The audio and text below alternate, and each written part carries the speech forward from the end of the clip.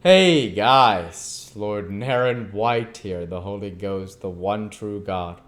Back with you with the next video in my series reading Oliver Twist by Charles Dickens. Without further ado, returning to Oliver Twist as read by Lord Naren White. It was curious to observe some faces which stood out prominently from among the group. There was no chairman himself, the landlord of the house, a coarse, rough, heavy-built fellow who, while the songs were proceeding, rolled his eyes hither and thither, and seeming to give himself up to joviality, had an eye for everything that was done, and an ear for everything that was said, and sharp ones too. Near him were the singers, receiving with professional indifference the compliments of the company, and applying themselves in turn to a dozen preferred glasses of spirits and water, tended by their more boisterous admirers, whose countenances, expressive of almost every vice and almost every grade, irresistibly attracted the attention by their very repulsiveness. Cunning, ferocity, and drunkenness in all its stages were there in their strongest aspect, and women. Some with the last lingering tinge of the early freshness, almost fading as you looked, others with every mark and stamp of their sex utterly beaten out, and presenting but one loathsome blank of profligacy and crime. Some mere girls, others but young women, and none past the prime of life, formed the darkest and saddest portion of this dreary picture. Fagin, troubled by no grave emotions, looked eagerly from face to face while these proceedings were in progress. But apparently, without meeting that of which he was in search, succeeding at length in catching the eye of the man who occupied the chair, he beckoned to him slightly and left the room as quietly as he had entered it. "What can I do for you, Mr. Fagin?" inquired the man, as he followed him out to the landing. "Won't you join us? They'll be delighted, every one of 'em." The Jew shook his head impatiently, and said in a whisper, "Is he here?" "No," replied the man. "And no news of Barney?" inquired Fagin. "None," replied the landlord of the Cripples, for it was he. "He won't stir till it's all safe. Depend on it, they're on the scent down there, and that if he moved, he'd blow upon the thing at once. He's all right enough, Barney is, else I should have heard of him. I'll pound it, that Barney's managing properly. Let him alone for that." "Will he be here tonight?" asked the Jew, laying the same emphasis on the pronoun as before. "Monks, do you mean?" inquired the landlord, hesitating. "Hush!" said the Jew. "Yes." "Certain," replied the man, drawing a gold watch from his fob. "I expected him here before now. If you'll wait 10 minutes, he'll be—" "No, no," said the Jew hastily, as though, however desirous he might be to see the person in question, he was nevertheless relieved by his absence.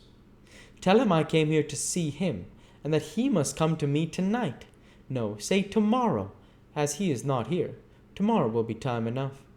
"Good," said the man. "Nothing more?" "Not a word now," said the Jew, descending the stairs. "I say," said the other, looking over the rails and speaking in a hoarse whisper, "what a time this would be for a sell! I've got Phil Barker here, so drunk that a boy might take him." "Ah, but it's not Phil Barker's time," said the Jew, looking up. "Phil has something more to do before we can afford to part with him. So go back to the company, my dear, and tell them to lead merry lives while they last." The landlord reciprocated the old man's laugh and returned to his guests. The Jew was no sooner alone than his countenance resumed its former expression of anxiety and thought. After a brief reflection, he called a hack cabriolet and bade the man drive towards Bethnal Green. He dismissed him with some quarter of a mile of Mr. Sykes's residence, and performed the short remainder of the distance on foot. Now, Muttered the Jew, as he knocked at the door, if there is any deep play here, I shall have it out of you, my girl, cunning as you are. She was in her room, the woman said. Fagin crept softly upstairs, and entered it without any previous ceremony. The girl was alone, lying with her head upon the table, and her hair straggling over it. She has been drinking, thought the Jew coolly, or perhaps she is only miserable. The old man turned to close the door. As he made this reflection, the noise thus occasioned roused the girl. She eyed his crafty face narrowly as she inquired to his recital of Toby Crackett's story. When it was concluded, she sank into her former attitude, but spoke not a word. She pushed the candle impatiently away, and once or twice, as she feverishly changed her position, shuffled her feet upon the ground, but this was all. During the silence, the Jew looked restlessly about the room, as if to assure himself that there were no appearances of Sykes having covertly returned.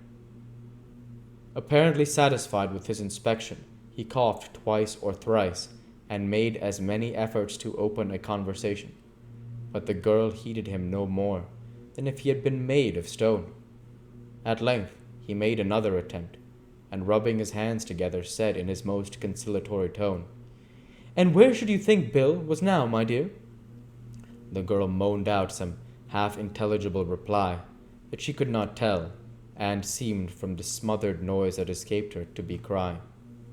"And the boy, too?" said the Jew, straining his eyes to catch a glimpse of her face.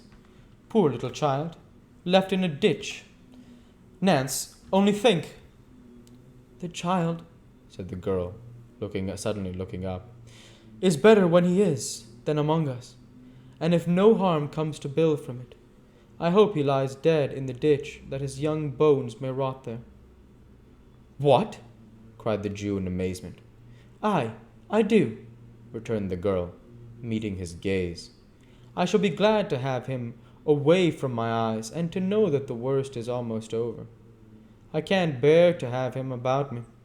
The sight of him turns me against myself and all of you." "Pooh," said the Jew scornfully. "You're drunk."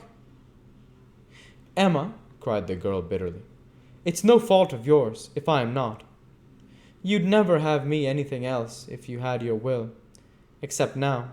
The humor doesn't suit you, doesn't it?" "No," rejoined the Jew furiously. "It does not. Change it then," responded the girl with a laugh. "Change it!" exclaimed the Jew, exasperated beyond all bounds by his companion's unexpected obstinacy and vexation of the night. "I will change it. Listen to me, you drab. Listen to me, who with 6 words can strangle Sykes as surely as if I had his bull's throat between my fingers now. If he comes back and leaves the boy behind him, if he gets off free and dead or alive, fails to restore him to me, murder him yourself if you would have him escape Jack Ketch, and do it the moment he sets foot in this room, or mind me, it will be too late." "What is all this?" cried the girl involuntarily. "What is it?" pursued Fagin, mad with rage. "When the boy's worth hundreds of pounds to me, am I to lose what chance threw me in the way of getting safely, through the whims of a drunken gang that I could whistle away the lives of? And me bound too, a born devil that only wants the will and has the power to... Panting for breath, the old man stammered for a word, and in that instant checked the torrent of his wrath, and changed his whole demeanor. A moment before, his clenched hands had grasped the air, his eyes had dilated, and his face had grown with passion. But now he shrunk into a chair, and, cowering together, trembled with the apprehension of having himself disclosed some hidden villainy. After a short silence, he ventured to look round at his companion. He appeared somewhat reassured on beholding her in the same listless attitude from which he had first roused her. and we'll go ahead and stop there for this week. As usual, I want to say thank you for watching, and I hope you enjoyed. Please like, comment, and subscribe, as it greatly helps the channel. Light be with you all. Take care, and thanks again.